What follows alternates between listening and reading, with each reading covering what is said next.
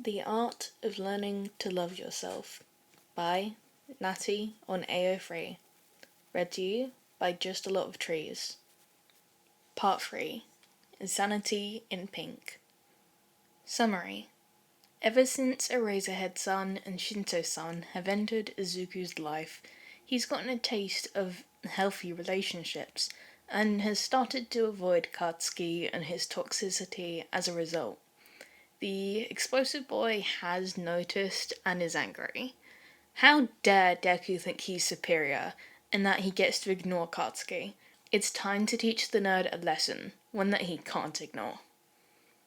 The trigger warnings for this chapter are bullying, degradation, and discrimination, and the actual fic is tagged with graphic violence depictions, but they don't think it's really that bad. That being said, please be aware.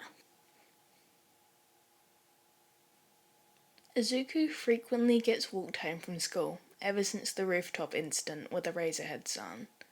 It's even more frequent now since he met Shinsou-san a couple weeks ago, and they've taken to hanging out when they run into each other and walking with each other until their routes diverge. They both told him to drop the honorifics, but Izuku still thinks it would be disrespectful.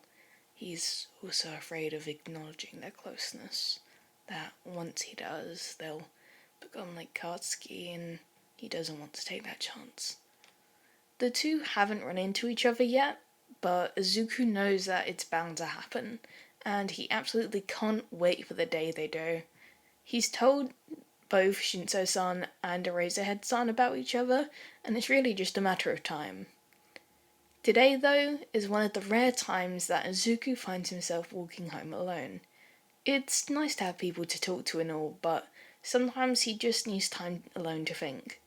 He tends to wander like this, down side streets and alleyways, letting his mind travel where it wants as his feet guide him down lesser-known streets in the poorer parts of Musutafu. Fewer heroes patrol here. Izuku has only ever really seen Eraserhead down this way, leaping across rooftops with his capture weapon, writhing and twisting through the air. Sometimes, Izuku even finds some people he can help.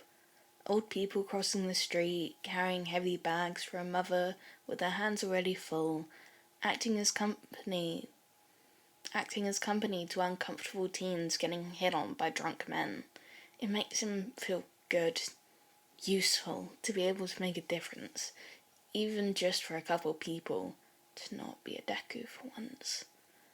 But today he finds himself in the position of needing help. When the small green-haired boy runs into one of the small alleyways closer to his apartment, he locks eyes with Katsuki. He's been avoiding the explosive teen ever since he found an actual friend in Shinsou-san, and finally admitted to himself that he hates how the blonde treats him.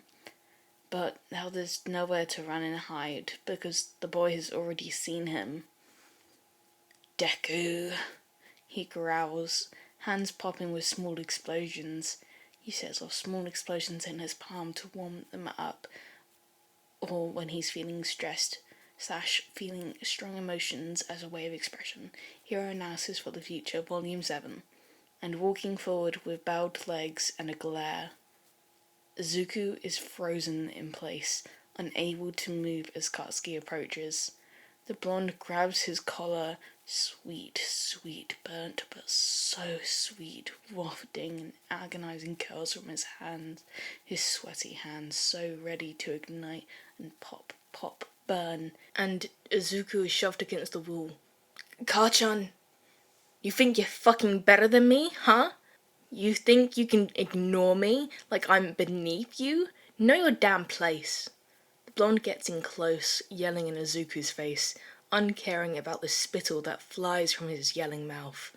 On his collar, Izuku can feel his hands heating, the nitroglycerin sweat soaking into the fabric underneath his tight gripping hands, fabric smoking as it tries to ignite in the anoxic space under his hands.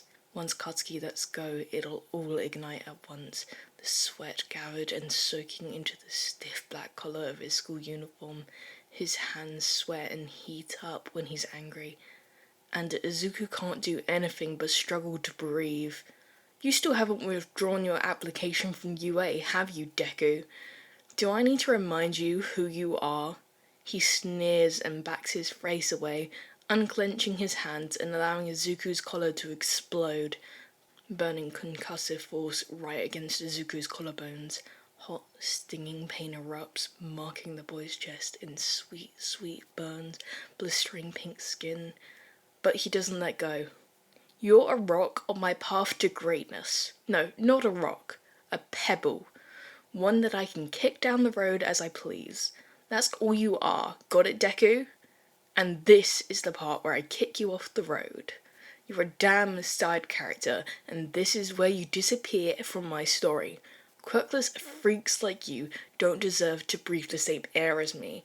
Got it? You're the one in my space, Katsuki. Izuku doesn't dare to say, opting to remain quiet.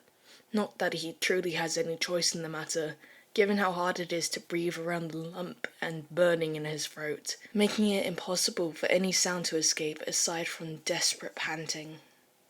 Katsuki lets out a guttural growl before punching Izuku.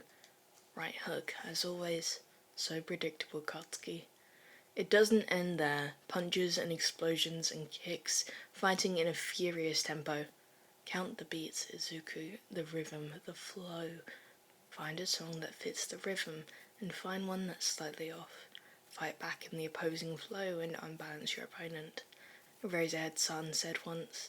A strange piece of advice if Izuku didn't know how much time the hero spends with a man like President Mike. Izuku counts it. It sounds an awful lot like that pre-Quirk song by The Score legend, but doesn't counter. If he counters, it'll be worse next time. And no matter what Eraserhead-san seems to think, he does have a will to live. He just knows that he needs to ride out the wave of sweet, hot, bright anger and hope that his mother isn't home so he can treat his injuries without her fretting. After a particularly nasty punch to the stomach that has Izuku doubled over and wheezing out all the air in his lungs, there's a loud bang, accompanied by the scent of gunpowder. Not one of Katsuki's. He looks up and finds Katsuki frozen, and the expression of pure rage and utter loathing is immortalized in Izuku's memory as both the most terrifying thing on earth and the marking of the start of meeting his second best friend.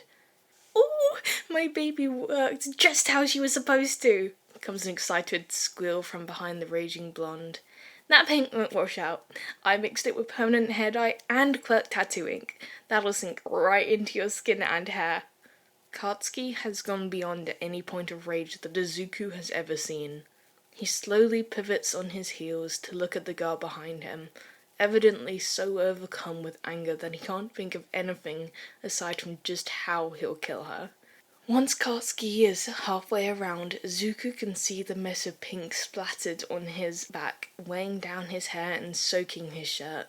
He's also privy to the exact moment that Katsuki decides that no matter how much he wants to be a hero, he will commit murder first. That moment comes a mere seconds before a glitter bomb detonates in his face, and there's nothing he can do to avoid it. Izuku's arm is gripped by calloused hands and he's tugged into a sprint down the alleyway, only barely registering the call of, "Let's go, Greenkin!" Even when he stumbles, the girl, he now notices pink locks tumbling down to her shoulders, framed by what looks like large goggles on her head and soot-stained shoulders wrapped by a tattered pink tank, doesn't slow down. She pulls him up and closer before hoisting him onto her shoulder without breaking her stride. Izuku makes an indignant squeak at the action, confused enough not to put up much of a fight. He swears he can hear notes of a song playing, but it only really clicks when the girl shouts over her shoulder, "It's been fun, but now I've got to go."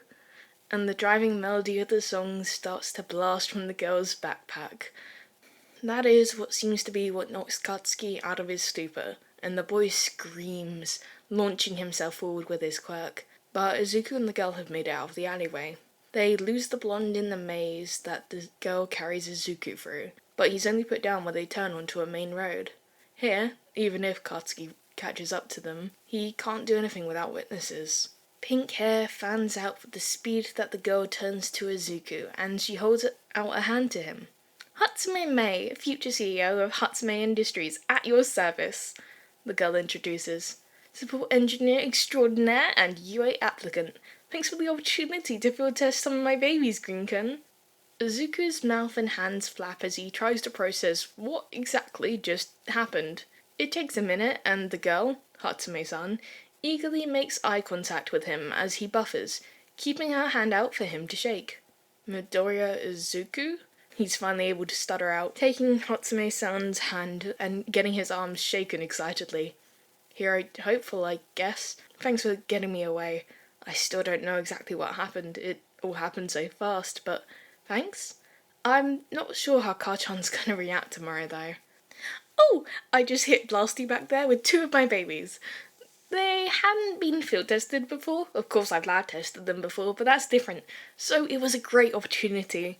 Plus, that was very not okay of him to do that. He's someone who I wouldn't sell to. People like that don't deserve my top-of-the-line inventions. So I just hit him with some quirked permanent ink and glitter. These shoes have retractable wheels too, with boosters on the heel that suck in air around the ankles, compress it, and shoot it out back for extra speed. It's controllable too, detected by how much you lean forward.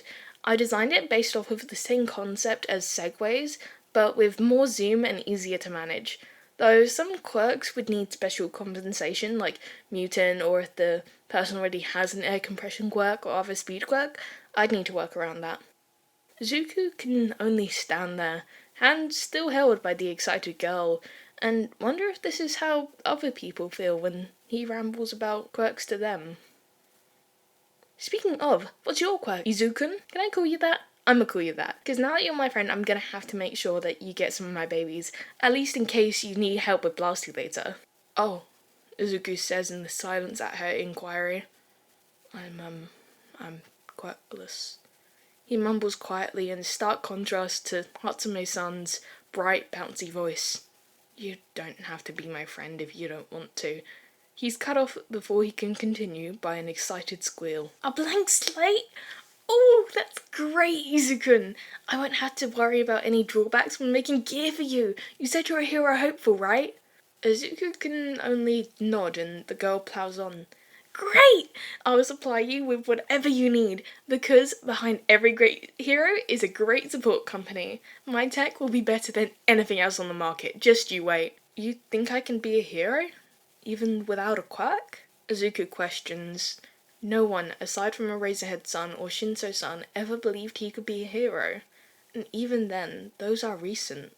He's grown up, constantly being told he can't do it because of his quirklessness.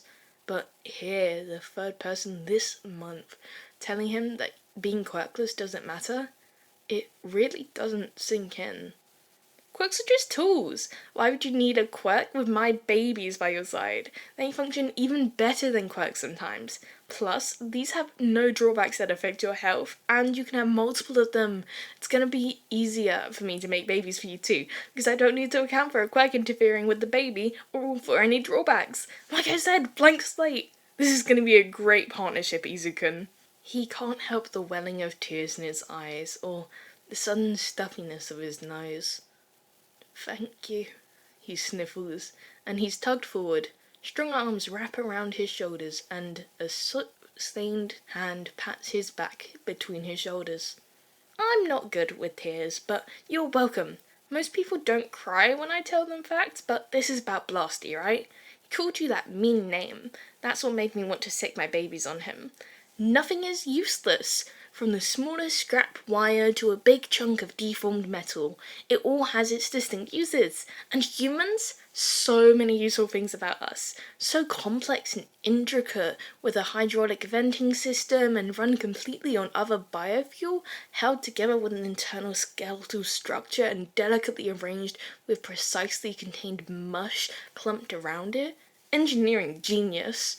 Nothing that takes that much effort and time to create could possibly have no use. Sure, you might not have found the use yet, but that doesn't mean it's not there. I make a point to never throw anything away because I always need it later. Izuku is full on sobbing at this point, driven to tears by the girl's words. Some passers-by probably look at them weird, standing in the mouth of an alleyway, one sobbing while the other somewhat awkwardly holds them to their shoulder, but he can hardly bring himself to care. Hazarding a guess, Hatsume-san doesn't really care either. Her awkwardness most likely comes from her inexperience dealing with this special brand of Midoriya intensity feelings, rather than lingering attention from strangers. When he finally sniffs and pulls himself together, he mumbles a sorry into her shirt before leaning away, wiping the fresh tear tracks with his sleeve. His chest stings where his tears have met the freshly burnt skin, but Izuku doesn't let that bother him. Instead, drawn to where Hatsume-san is digging in her pocket with a look of concentration on her face. She finds what she's looking for, evidently, as her face lights up and she lets out a little aha! She whips out her hand and holds a card out to Izuku, which he hesitantly takes. No need to apologize, partner-kun. I'll just need to get used to feelings. Maybe I'll put some time into hormone study and how to affect and properly deal with emotions. That'd even be useful for some babies.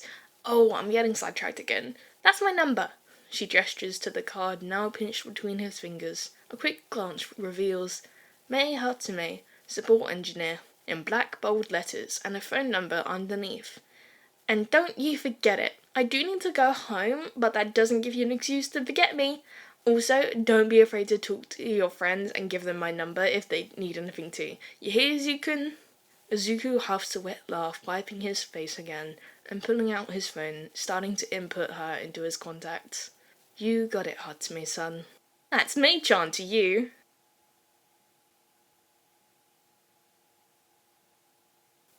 So, hi. I don't know how many people would actually want to hear the bloopers, but I had some that I thought were pretty funny from this one, so I thought I'd add them here on the end. And please just let me know your opinions if you want me to do another separate kind of occasional episode where I add in bloopers from a couple different recordings, or you're happy to just hear them at the end here.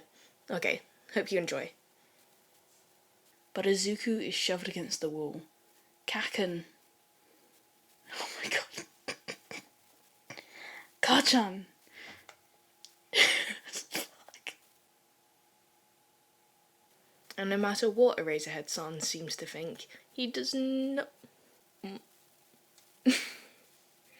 he does not have a will to live. Yep, Eraserhead-san's fucking... oh my god. He does have a will to live. Fuck's sake. Hopeful, right? Fuck's sake.